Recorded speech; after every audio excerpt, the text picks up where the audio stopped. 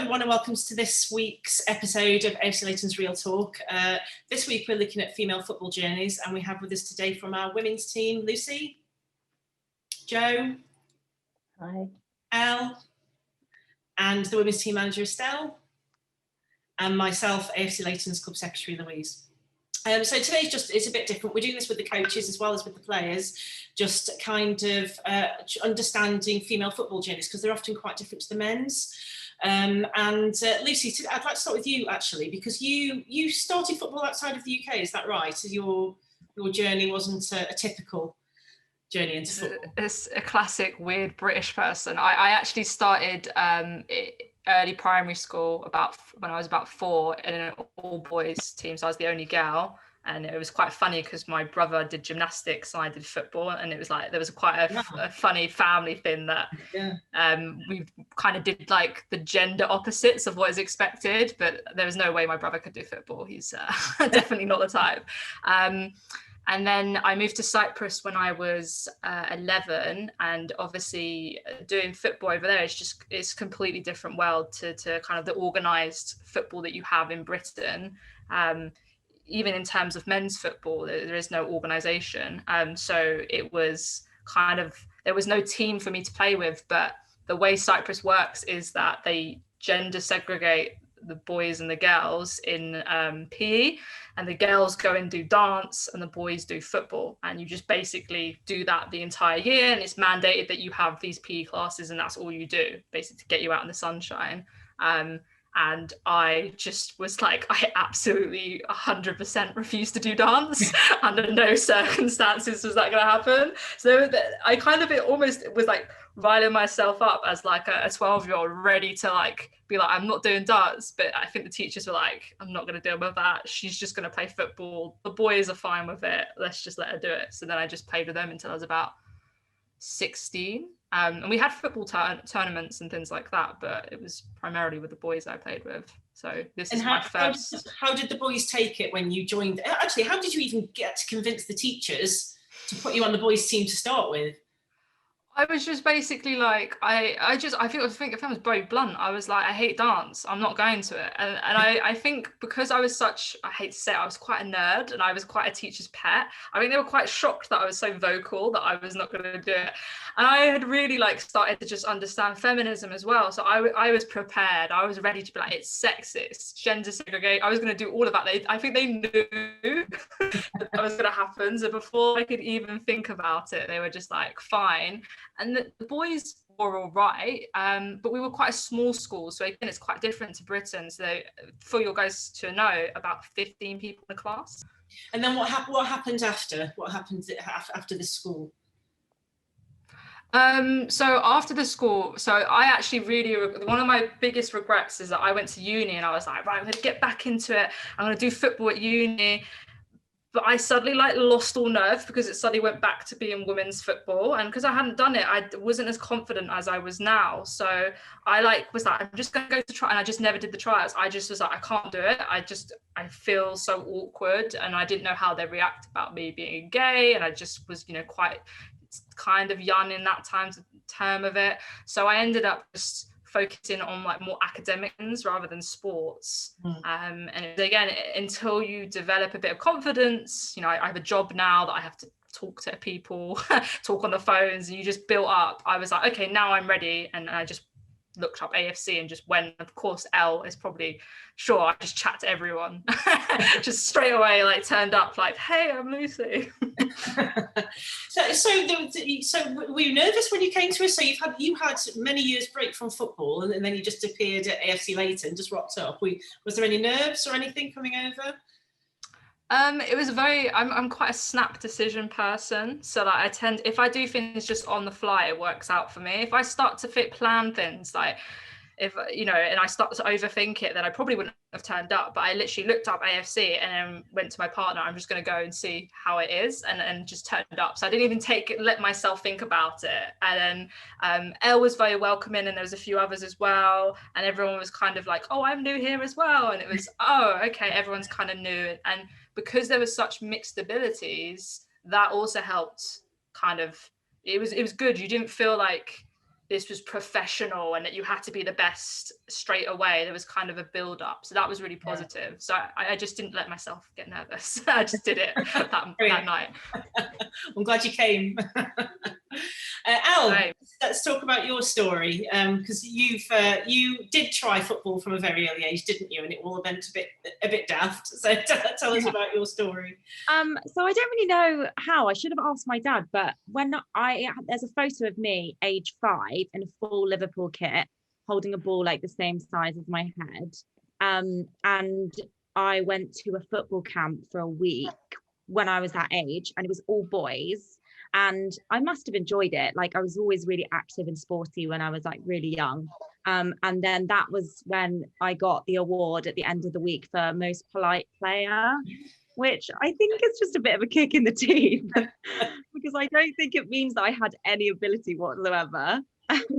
But they probably wanted me to come back. But safe to say, I did not go back to football after that. I think it didn't really work out from then, but I did stay very sporty. I actually tried rugby as well, but I could only find a men's team, a boys team, because I was still like 10 and I felt a bit left out, and so I didn't continue with that. I moved to Spain actually for a couple of years, and I started doing athletics quite a lot. I ran for county and I kind of just loved running really, and then randomly moved back to London and went to full-time stage school since I was 12. So that includes no sports whatsoever. We just danced most days and singing and acting and whatever, and then I was in the West End for a few years, so kind of no sports, just completely theatre.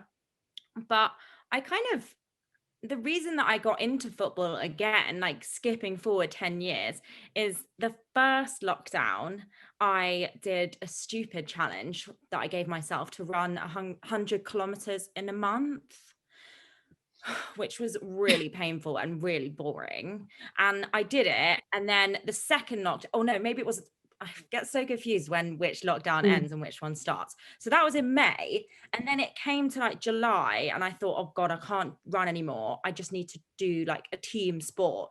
And I didn't go out searching for football. I actually searched for netball first because I had played netball when I was younger. I was centre, the runner. And then netball, being the elitist sport that it is, was the ones near me were like 9, 10, 11, 12 pound a session for a 40-minute session with like 25 other girls. So you wouldn't even get that much playing time. And I just thought, I can't right now, having lost my job in COVID, I can't afford to do that. And every single netball club I found was very similar. So then I just kind of generically started searching for sports. I know it sounds really bad that I didn't even want to like play football. I just happened upon it. And then I found AFC Leyton, and that was in August. And I thought, okay, my boyfriend plays football, and on his Fitbit, he runs like 5-10K a game. So he can get his like miles in. And that was my whole goal, was just to get kilometers in. It wasn't even about learning a new sport, which is absolutely crazy thinking about how much time I've now actually put into playing football. So yeah, I just got on the bus and I was so nervous, like so nervous. And I turned up and there was 5 of us, so no one here was there. And it was with Coach Tom. And I remember to this day, I'm so mortified saying it. I use humor and I talk a lot when I'm nervous. And it comes across as like massive confidence. I guess it is a lot of insecurity. And I said the worst thing to Tom. He asked us to do these like foot things where you like put your foot on top of the ball, like one leg on each. Yeah. And I was like, oh, it's like we're ponies doing dressage. And he was like, what? Like, dressage, like the horses. And he was just like, okay. And it was so mortifying. And that was the first session and it was horrible. But I mean, that was just me being stupid. I really enjoyed it. As you could tell, I came back. And yeah, it was such a nice experience. There was Anna that was there from the beginning, who's still on the team now. And I think the reason I kept coming back is probably because of her, because about the 2nd or 3rd week, bearing in mind the last time I touched a football was 21 years ago. Oh, I'm so old, 21 years ago. So I didn't really know what I was doing. And she just kept turning to me and saying, nobody cares. No one cares that you don't know what you're doing. Like, you need to just snap out of the fact that everyone's watching you. Like, no one is watching you. And I think being told that really made a difference, because then I didn't care anymore about making mistakes. And I kind of just like went into it. Although still to this day, I don't really know the rules of football. I should be using lockdown to like research the rules. So I remember Ilona, the other girl in our team, getting really frustrated with me when every time like something happened, everyone would move back to the original half that they started in, and I was still like by the goal, and everyone was getting annoyed at me, and I still don't understand what that rule is, but maybe you need to start watching some football. I'm going to set you some tasks of games to watch. People are going to watch this and be like, why have they let her on the team? I promise I will bring some skill to it, and there's just not much up here. That's fantastic though. I mean, it's because it is a really good laugh, isn't it? The team, when you come over to the team, ultimately it's another social circle. You get fit, you have so much fun. It is a giggle, you know. But you know, you can always switch on when the game starts, and I think that's kind of Leyton in a nutshell. That we find that, you know, a lot of the teams, when they're training, they're having such a great time, but that when we go competitive, boy, do we go competitive, then it all switches on. You know, and I just love that. I love that that whole family sort of sense.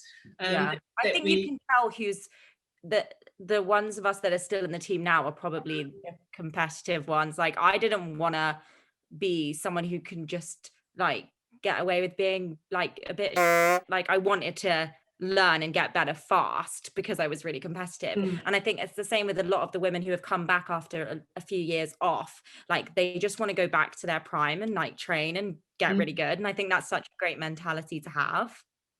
It's a really fun vibe, and it's just interesting to see the motivation for you guys as well. You know, everybody's got this kind of different story, and so many have come from a break. You know, that's quite exciting. I think that we've kind of reinvigorated that love of the sport, and have you here. So Jo, can we go over to you now and just hear a little bit about you? Can you hear us? Yes, I can. Okay. Yeah, so like others, I started playing football quite early on. I think I can remember being like 5 and my dad buying me a Man United kit. My dad supports Arsenal, by the way, but he bought me a Man United kit because that's the team that I supported.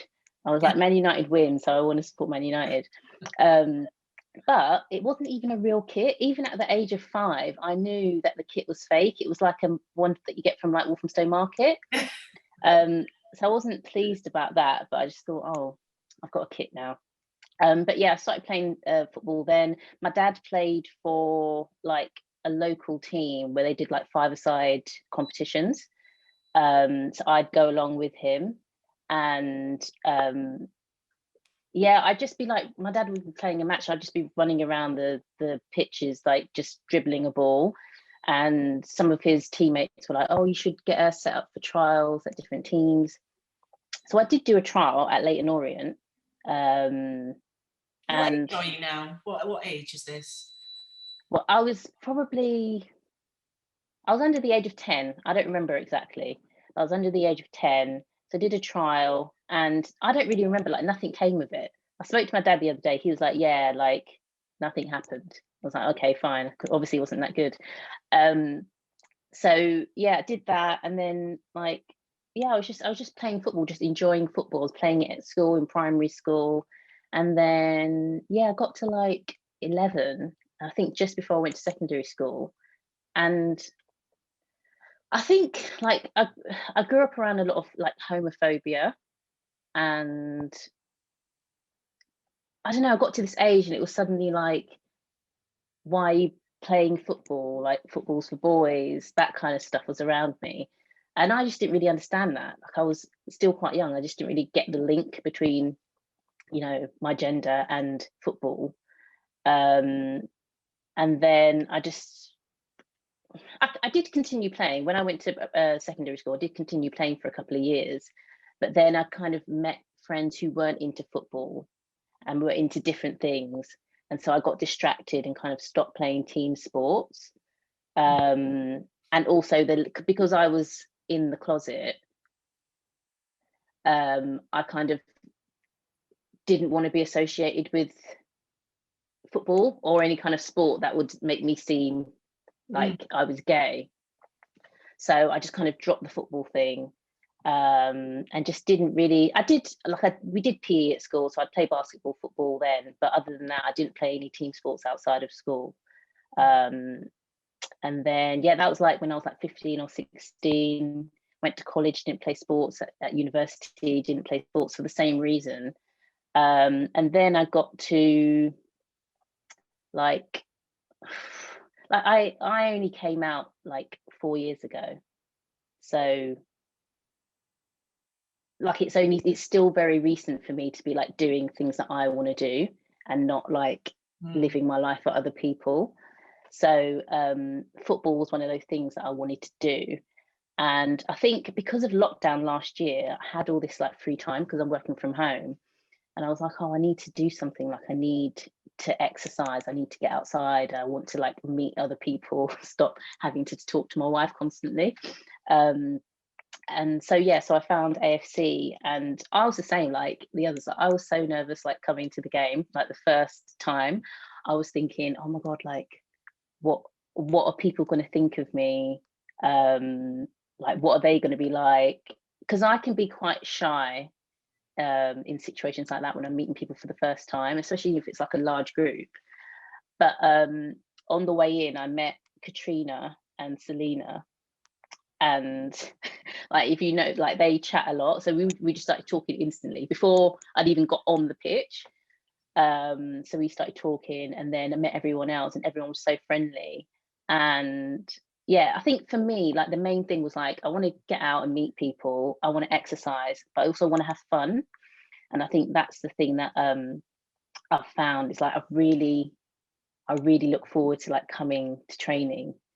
It's like the highlight of my week. It's sad like in a way, but it's like great. but you know, it's like that's the thing. It's like football. And my wife's noticed that I'm like, you know, when I'm coming to training, like I'm in a good mood. It's like the best thing. The only downside is that playing football during the week, when I get back home from training, I cannot sleep. I can't sleep until like midnight. Like I'm like the adrenaline is going. So my wife's like, right, just go in the living room because it's 11 o'clock and I need to sleep. But it's like I said, like I feel like everything in my life has almost come full circle, and like this football thing is a massive part of that. So I can't wait till we can get back and start playing again. That's brilliant. Yeah, it's fantastic. Excuse me. And it's funny, isn't it, how I think I'm not convinced that I would have this team if it hadn't been locked down. So I think all you guys had the same thoughts, that we're trapped in our houses, we need some exercise, I want to meet some friends, and then there was this session which actually wasn't the women's team, it was our community session, which is a just play session where anybody can just play and play. Which brought all you guys together, and I was blown away actually, because we've had over 150 women sign up for that. So you know, not on every session, but I think the most we've had on a session is like 40, isn't it, Estelle, maybe? But you know, just to see all of these women, I mean, honestly, made my year seeing all you guys coming in, because I've wanted this team for so long, and I just think it's absolutely brilliant that we've got you, and you're loving it, and you're buzzing so much you can't sleep after. That's fantastic for me. Not so great for your wife, but it's fantastic for me. So just where do you see this going then in terms of, you know, football journeys? Do you think you'll be playing for the rest of your life? Do you think this is something that, you know, is how do you see yourself with female football? Anyone? I think a bit like the men's, you know what I realise? You never just hear like a 40-year-old woman go, all right, mate, you look after the kids, I'm going to go play five-a-side. But you will always hear a bloke in his 40s say, I've got Sunday, or I'm going to go out and do that. hear women's saying about sports, I might go to yoga singular kind of, or I might go to the gym, but it's never I'm going to go and do a group sports. Like, it's not the same thing. So I would like to be able to do that and just annoy my future wife and be like, I'm off to football, you do your thing and I'm going to go and do that. I'm going to play five-a-side. I think it needs to keep going, because it's only when it becomes a part of everyone's like normal day-to-day experience that it becomes embedded. So I would like to keep going for as long as possible. That would be something that I'd like to do. Al, Yeah. because we weren't even your first choice. I mean, you know, we were up against netball, so You are now my first. No, I agree. I also, it's a stigma thing as well. Like Lucy was saying, I went back to work very briefly in December and was saying that I was going to play football. And then another girl that I work with said, oh, I play football as well. And we work in a bar, and all of the men behind the bar were like, what? Like, just so shocked. And for two women in the same staff to both play football, like, that was a bit of an anomaly. So I definitely want to continue playing and encourage more women to play as well. It just frustrates me that it is a shocking thing for a girl to play football. I find it infuriating. Even my cousin, she is a girl, and she plays for Liverpool and she plays for England under 21s. And even growing up, her saying that she played football, I was always like, wow, that is mad, like trying to get my head around it. But to her, it's normal, and now to me it's totally normal. So I think it is just changing that perception. But definitely I want to continue playing and get better and better and win some games, score some goals. Hopefully. What about you? Do you think now you've found the love of football again that you'll just carry on with it? Yeah, I think like anything, I just want to do it until it's not fun anymore. So that's my plan. I think, like I was saying, like I remember when I used to play football in the park sometimes on my own, and I'd get weird men like approaching me going, oh, you're a girl, oh, you play football. And it's like, why are you approaching me in this park to come and ask me if I play football? Clearly like I'm playing it, like it's happening in front of you. It's just a very strange phenomenon when men just, I don't know, I just find it weird. But yeah, like Elle says, I want to, everyone I know, I've been like, oh, do you want to come play football? Like, we've got this team where you can come and play and it's just for fun. I've been trying to get my wife to do it as well. She's like, no, like never happening. Like, I'm terrible at sports. But I'm going to try and convince my younger sister to come. She's not good at sports either, but she's always up for stuff like that. So yeah, just encouraging people to join. That's interesting. I found mine. I was like, you're not coming. I was like, come on, like we're in lockdown. I see you every day, Monday to Sunday. If I'm gonna go for football, I want to go for myself. That's fair. You know what you're saying about the community, like just play sessions, and I think they're the reason why you have so many women. Like, there's no way that I would have gone to a session if it was like a women's team. Even if they were saying like open call, anyone can come along, there was absolutely no way I would have gone.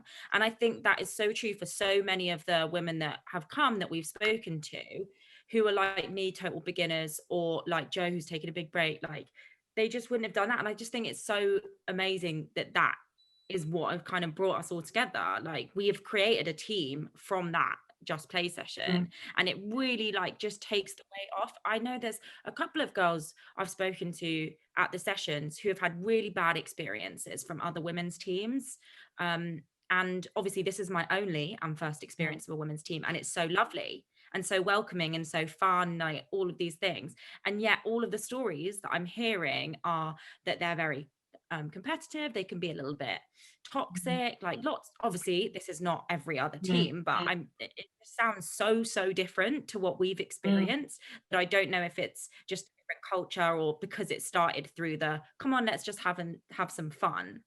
I don't know, just interesting. That is literally how we grew Leyton. I mean, when I took over Leyton, it was 3.5 years ago now, we only had 26 players.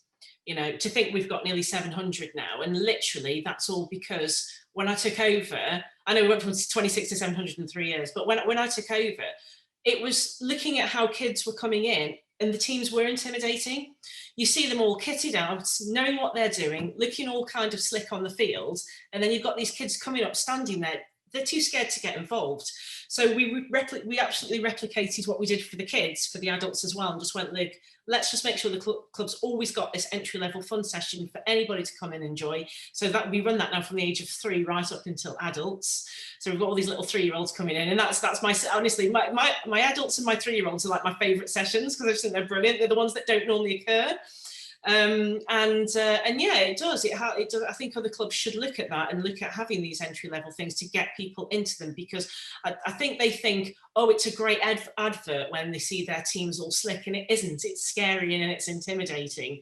It's a great advert for another coach maybe, but it's definitely not a great advert for a player coming in that's nervous. So yes, that's why we kind of create those and then pass players through and create teams from them, and it does work, and you come through together and you've got friends, and yeah, that's kind of the vibe. So it's brilliant that you kind of picked up on that, and long made that continue throughout the club. Yeah, so I just want to go on to more about the negative side of it, because you've talked about, you know, guys in the bar that were shocked that you played football. Joe, you felt that you had to kind of hide because it was a masculine sport, and it's all about kind of men thinking that they own football. And the only reason that they think they own it is because, which we've talked about in other Real Talks, that the FA actually banned female football for 50 years, which meant that we just couldn't play. And even when the ban was lifted, and I'm a child of the 70s, so when that ban got lifted, I could have played football, but there was nowhere for me to play. So I was always shoved into hockey from, you know, that generation. So that was I was good at sports, so hockey was my sport. And it's a shame that I completely missed out on all of that opportunity, where my brother was professional footballer, so he played Bolton under 21s, growing up around my dad doing all of that kind of stuff, but that was never an opportunity for me. So it's about, I suppose it's about breaking down those stereotypes, and just, you know, do you have you encountered any sort of issues like that, where you feel that you have to kind of justify, this is what you do, this is what you love, this is who I am, any sort of negativity around the game? I mean, I think maybe you, Lucy, because obviously you've been playing with boys, predominantly with boys actually. I think, is this your first female team? Yeah, it's my first. You know, so it's about those sort of attitudes around the game. How do you feel about football becoming, because it will be, I believe it will become the biggest female sport. I do. I think that it's on that trajectory again. It used to be, and I think we will end there again. But, you know, how do you think we're going to get there? How do you think we can break down some of these stereotypes? Who's encountered it? Yeah, I mean, I think we definitely will reach that point. But I also think it is that, I mean, this is a very, I don't know, people might actually think this is quite controversial, but I think if they're in secondary school, you've got to allow the boys and the girls to mix when they want to play football, right? Normally you'll have one little, and I hate to say it, probably queer girl, probably little lesbian, it's about 14, who's like, I'm going to play football with the boys, and she goes and does it, and when the rest of the girls will just stay and they either watch football and whatever, and they won't get involved, or they'll do something else, right? And still, as much, you know, because I teach in schools, there's still this bit of like, we'll separate them because there's, you know, a fear of like the boys will be too good, they might be too harsh with girls. Clearly no one's ever played with girls before, because I can tell that that's not true in any, like, in fact I'm more terrified of some of the girls than I am the boys. But I think what it needs to be is kind of almost look at this as almost like, just let them play together as well. Like, if that might be another way to start it, possibly and then of course you can have a women's football team and a men's football team when it gets a bit older and all these other complications come in. But I think to kind of like reach there needs to be kind of a bit of a push, because when I was younger, I had girls come up to me and say, oh, I would love to play, I just didn't have the confidence. Now, I don't think I had confidence. I think I was just oblivious to everything around me. And some kids they just don't know when people say things. And I think some girls said, you do know they say stuff about you. And I was like, well, I can't hear them, so I don't care.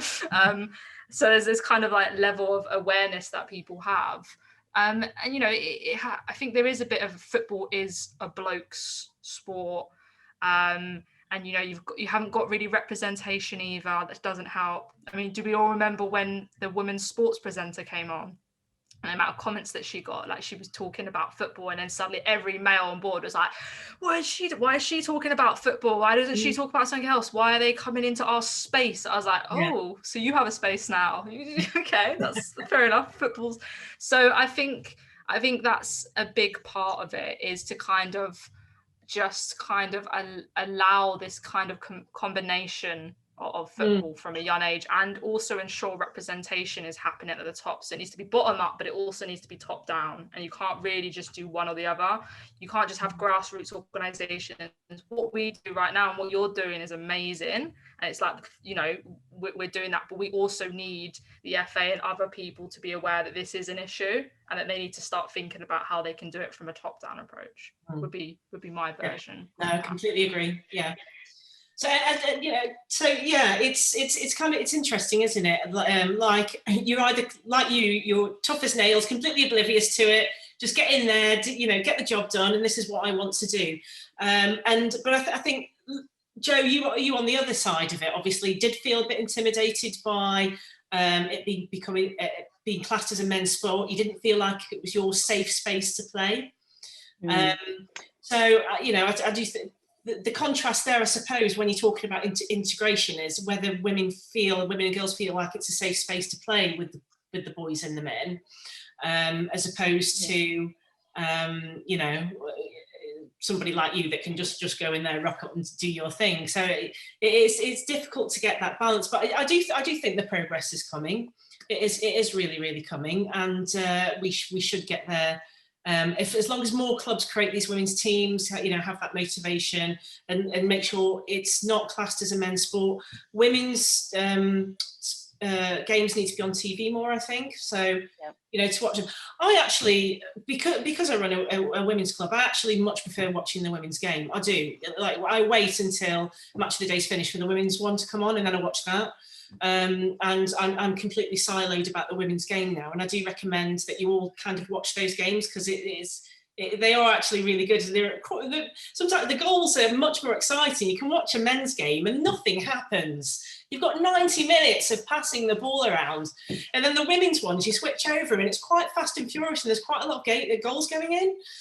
So it's a very, very different experience to the men's game. So I kind of quite like watching those. More confrontational. This is what I think about. People forget, right? With like men's sports, I feel like they, if you do a foul, you foul. But I've watched some women's football where I'm like, hell, like they have no problem in challenging, and I think that's something that people often mistake. They view women's football, like, before even watching it, they have these expectations that it's going to be quite slow, it's going to be very technical, there's not going to be much fitness, maybe they won't challenge each other, so they go, oh, I'm not really interested in that. And I was like, but if you watch it and you just give it a chance, like we all did for the World Cup, where everyone suddenly sat down and was like, wow, this is really amazing, you'll be like quite shocked at like almost the positive difference that you'll see when you watch them. Because even again, like I played it and I watched it and I was like, wow, this is different. Like I'm so glad I get to finally see this on TV. Like 2018, I'm finally watching it. You said though about people thinking the game's going to be slow. I think that's really important, because boys and men, I think, have been taught that they are going to be faster and stronger than women. So that's just ingrained in them, that they automatically assume that the women's game is going to be slower and more boring, because that's what they're taught about, like anatomy and fitness. And I just think that already that's just like another stereotype about women. There's that, how many times when you were growing up did you hear that, oh, women, of course they're not going to know what the offside rule is? That is a rule. It's so boring. It's so boring that it's just ridiculous. It's just like, but I don't understand. Why do you automatically assume that a woman is not going to know that? I think women are more intelligent than men anyway, and so surely they're going to be able to pick that up faster than you. Like, it's just that it just infuriates me. So Estelle, I've not heard from you yet. So just a little bit about your football journey as opposed to your coaching journey, because you were a player yourself, weren't you? Yeah. Did you play on a girls' team or were you on a mixed team? So it was a girls team apart from one team that I went to. So first club I went to when I was under nines, that was Barking Ladies, so that was all girls. Second club I went to was Peckham Town, and they didn't have they only had one girls team, and that was under 16s. And obviously at the time I was 10. So I think literally the first time I went there, I got put in a game with the under 11s boys, and then the week after onwards I started training with the under 16s, so they put me up, so I was training with the under 16s girls. Sorry, we're training 5 years up. Yeah, I was about 10 or 11. Yeah, I was about 10 or 11. So that was really good. That was really good being able to train with them. Then I left Peckham, stopped playing football for a bit. Well, for quite a while. It was about 3 years. I had someone that was taking me to training, and then all of a sudden that person couldn't take me training anymore. So there was no way of me getting to and from. So I had no choice but to stop. And there wasn't anywhere local for me to go. I left. Barking Ladies was there, but Barking Ladies wasn't a great club at the time. The coaching wasn't great, so I didn't want to stay there. So yeah, stopped playing for a bit. So I always wonder what would have happened if I would have kept playing. But at the same time, I don't think I would have been coaching if I would have kept on playing. So then about 15, 16, was playing in school, got trials for West Ham. And then that was quite a big moment that led me to kind of go into coaching. Bear in mind, I had done no training before, hadn't really touched the football. Well, I played for fun, but hadn't really played any proper games. So I went to this West Ham trial with my friends, and that's when I realised how much development I had missed out on by missing those 3 years. I literally stepped in, and there was girls that flew over from America. There was girls already at academies that wanted to switch to West Ham. I was just like, I missed out on those key development years. So I need to make a decision. I either really need to put in the effort in and try and get to this level, or I need to focus on coaching, because by that point I was already coaching. So yeah, that's kind of what happened with me. Then started coaching. For you, that wasn't that long ago, was it? There was just a lack of opportunity for you places to play. It was lack of opportunity. And then I think with me it was a similar thing with all the offers that were coming for clubs was to like join the first team. And I think being at West Ham, I don't know, it probably did knock my confidence a bit, because I was, not to sound big-headed, I was used to being one of the best wherever I was. Not the best, but I was one of the best. And then I'd gone to West Ham, and I was like, oh, now I feel like probably how all those other people feel when they come and they don't feel that good. Like they're not good enough. And then I think that's when I also realised that competitive football wasn't for me, because that whole West Ham experience, not because of West Ham, just because of the competitiveness of the environment, took the whole fun out of football for me. And that's when I realised I just wanted to play for fun. And then I think about a year later, I joined Enfield, started playing at Enfield, but that only lasted about 6 weeks, because then after that I got my first proper coaching job, and that's when I completely kind of stopped playing, apart from obviously for fun. Yeah, and went over to more about management and strategies. Yeah, brilliant. So how have you found it then, being a female coach in a male environment? I think I just adjusted. I knew stepping into it that chances are I was always going to be the only female coach. I kind of just stepped in knowing that would be the case. When I did my level 1, I was the only woman on the course, and obviously all the people running the course, they were all male.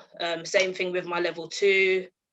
And same thing with most events to do with football that I've ever done, it's always been 95% male. So I kind of got, I think I've just adapted. I've got used to it. It sounds bad, but I don't expect anything less. I don't expect to go anywhere and see a majority of female coaches, because it just doesn't happen. Like, I'm yet to go against another team that has a female manager.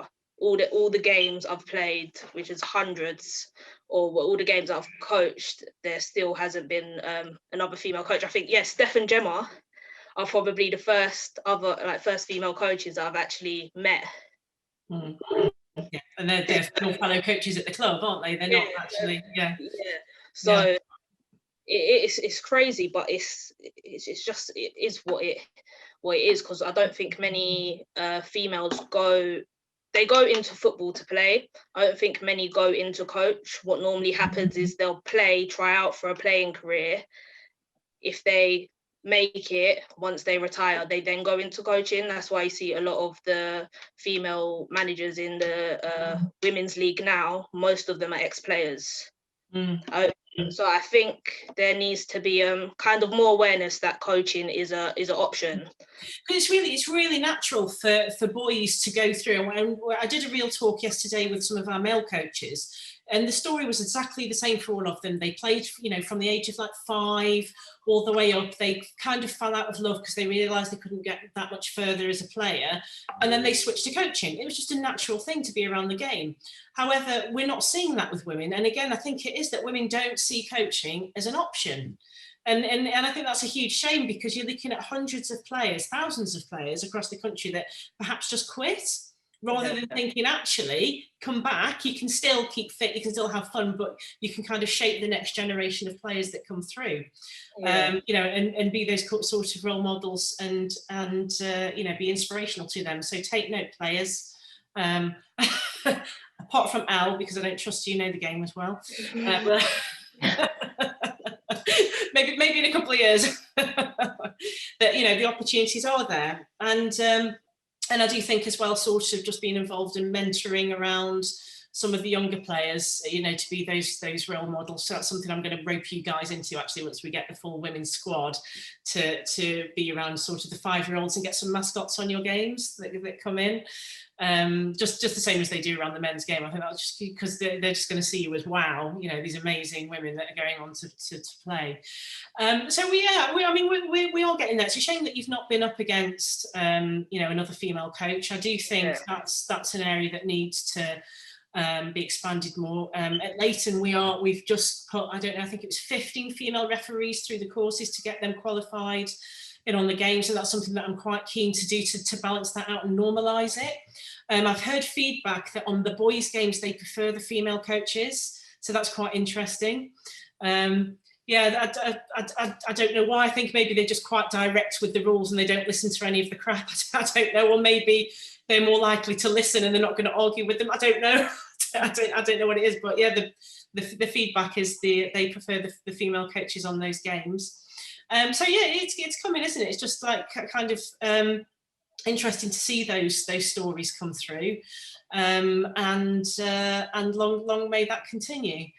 So any sort of closing remarks from anyone? Anything that you would like to add about your footballing journey? What about recommending it to other people? I would say if there is.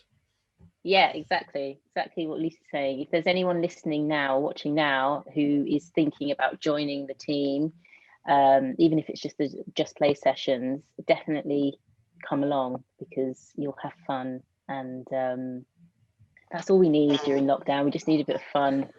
I also don't think it matters how old you are. Like, I don't think it's like too late to learn a completely new skill. Like, I had a one-to-one with Estelle like a couple of months ago, and she thinks that I'm left and right-footed, and that is probably because I didn't play when I was younger. So if anything, that's a positive for being an older player. So I think it doesn't matter, like, just come along, like, you'll learn. Like, we've all started somewhere on this journey, and I think that it's such an amazing thing to do.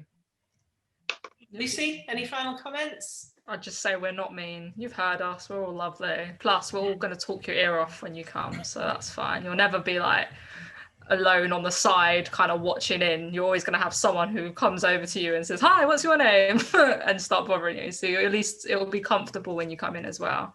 I think just don't be afraid to be different. Don't be afraid to stand out, because in these kind of situations you are going to get put in, you may get put in situations where you stand out, especially I know I'm directing more towards the coaching side, but yeah, just have the courage to just do it if you want to do it.